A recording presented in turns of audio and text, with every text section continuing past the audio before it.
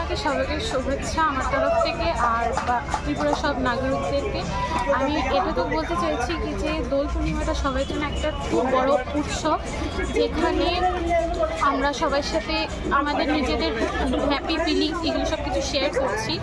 আমি এতটুকু বলতে চাইবো কি যে সবাই যেন দোল পূর্ণিমাতে খুশি থাকুক, আর নিজেদের রঙটা যেন সবাইকে থ্রু রঙের মাধ্যমে নিজের হ্যাপিনেসটা ছড়াক।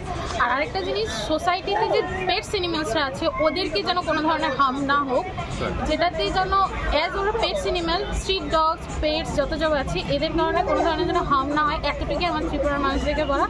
আর আমার বাড়ির যত সব গুরুজন আছে, যত সব ছোটরা আছে, ওদেরকে আমার ভালোবাসা, আর গুরুজনকে আমি থ্যাংক ইউ।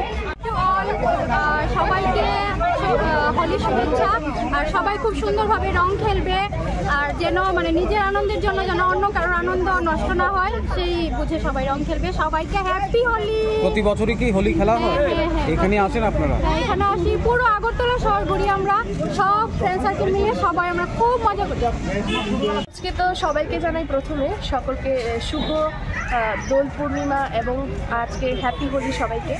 আর আজকে এই হোলির দিনে ছোটোবেলার কথাটা অনেকই মনে পড়ে, যেরকম আমরা বড়দের পায়ে রং লাগিয়ে প্রথম প্রণাম জানাই, তারপর আমরা সকলের সঙ্গে রং খেলায় মেতে উঠি।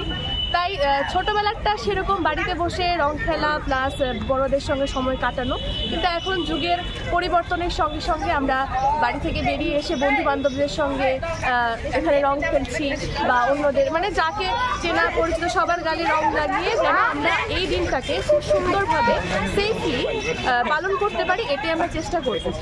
আর সবাইকে জানাই শুভ রং উৎসব।